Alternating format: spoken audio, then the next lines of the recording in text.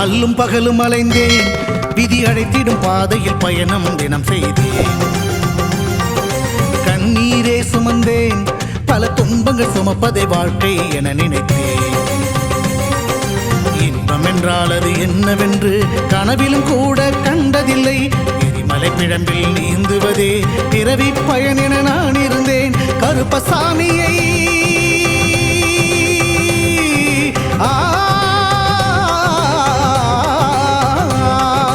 கருப்பசாமியை பார்த்தவுடன் விதிகளும் விலகி ஓடியதே. வெறுப்பென வாழ்ந்த வாழ்க்கையை மாற்றி சிறப்பாய் வாழ வைத்தவரே. புலிகரை நோக்கி புறப்படுவோம், நம் கருப்பனின் அருளை தினம் பெறுவோம். புலிகரை நோக்கி புறப்படுவோம், நம் கருப்பனின் அருளை தினம் பெறுவோம்.